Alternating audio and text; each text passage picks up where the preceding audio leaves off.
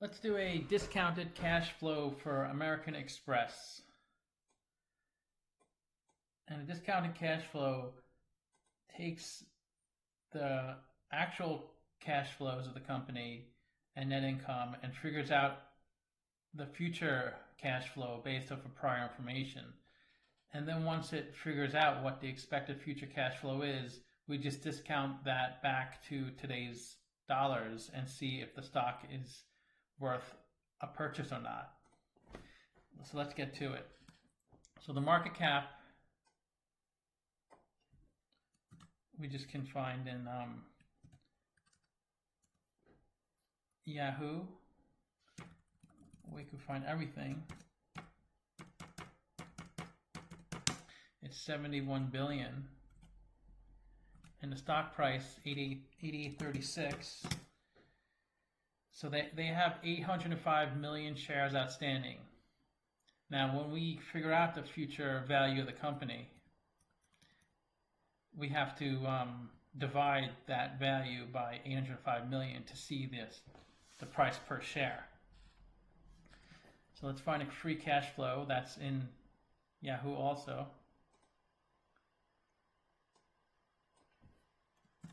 $6.9 billion, and it's in thousands, so we have to add 3 zeros. It's a big jump to 2017. And if I was not doing this video, I may go into the 10K to try to figure out why there was such a big jump from 2016 to 2017. And then another big jump to 2019.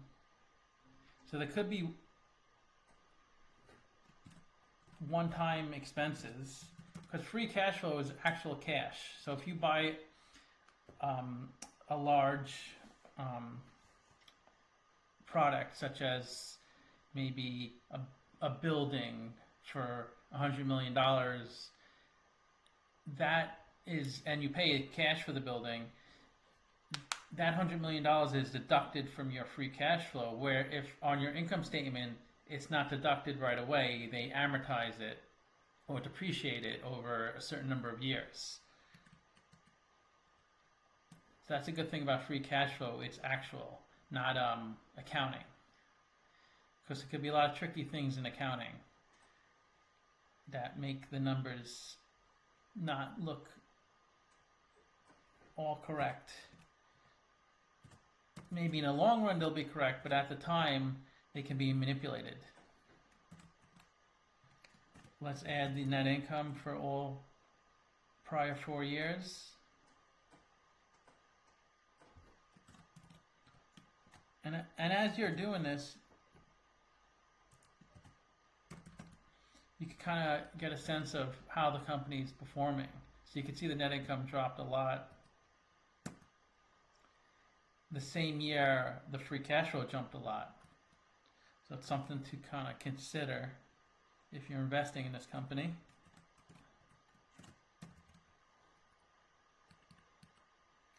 Let's look at their revenue.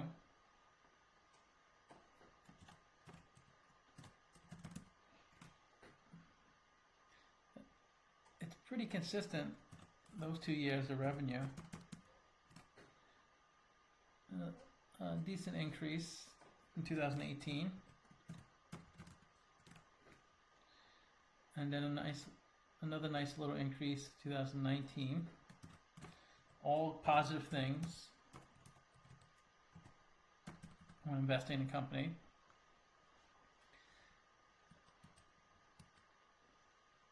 So having these numbers input, my formulas calculate the estimated future free cash flow. We still need more information, because when you do this type of model, you need to figure out the weighted average cost of capital so you know what to discount the numbers by.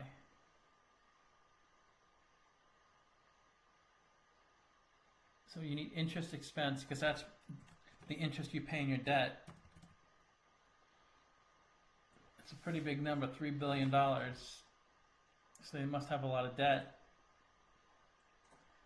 So we need the short-term and long-term debt.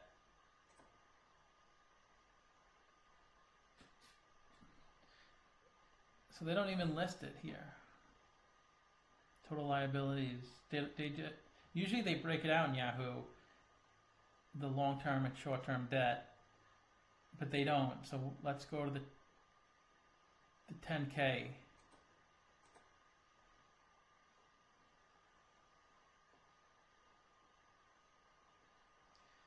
This is statement of income. This is the balance sheet.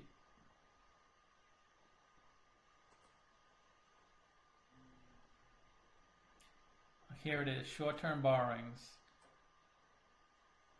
Short-term borrowings are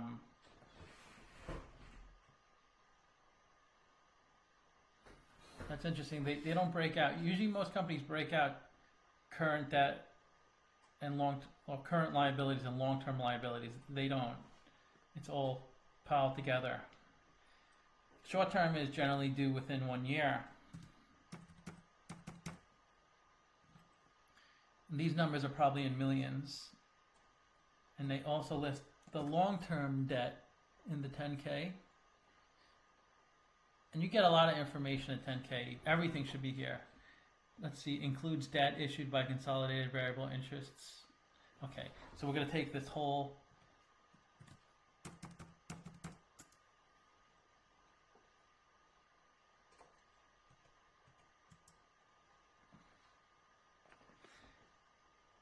so the interest they pay on a debt is 5.39%, which looks right. So it looks like we entered the numbers correctly. You never know, because you might pull the wrong number from somewhere.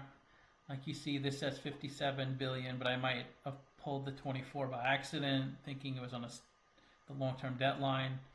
You want to make sure at the end everything kind of looks normal, and you can always double check your numbers afterwards.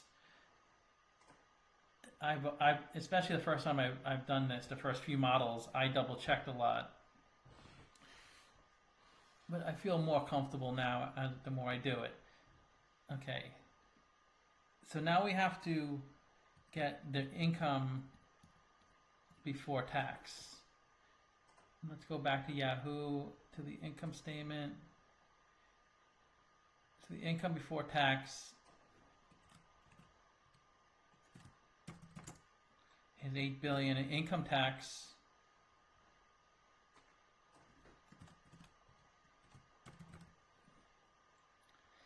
So that looks correct, because I expect around 20%. It could fluctuate with a lot of companies, but generally the effective tax rate is pretty close to 20%. And we need these numbers because in order to calculate the WACC, a lot of this information is in there.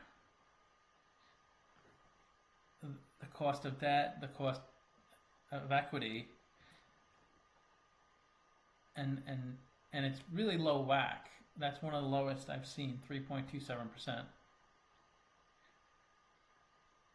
That cap M, well, let's add, we didn't add the beta, so let's add the beta before we look at that.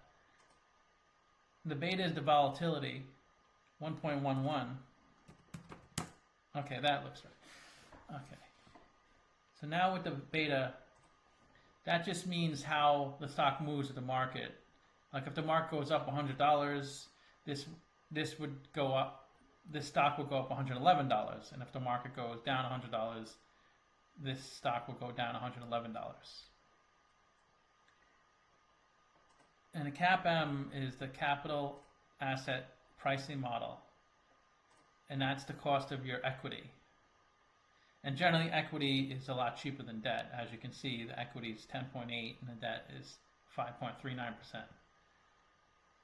And they roughly have 50-50 debt to equity. 47% of their capital structure is debt, 53% is equity. So their weighted average cost of capital is 77.75%. So that's what we have to discount the future cash flows by to get an accurate reading on American Express. Because that's how much it costs this particular company to get funds, whether through debt or equity. So the future cash flows would be up here, which is the free cash flow. That's the estimates. This is year 1, 2, 3, 4, and the terminal value. And then we have to discount these numbers. And these are discounted numbers below. And the sum of these 5 numbers, that's the value of the company, the future value of the company. And that's $192 billion.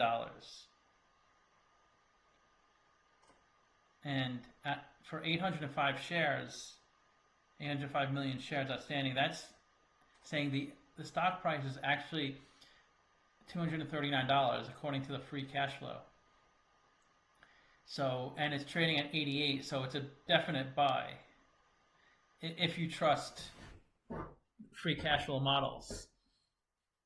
And you can even look this year, the stock price looked like it was around, it peaked at 130. So even at its peak, it was still a good value. So this looks like a definite buy. Let me know in the comments what you think. If you have any other opinions on American Express, is it a good buy during the pandemic? Maybe you don't think so. Thanks for watching. Have a good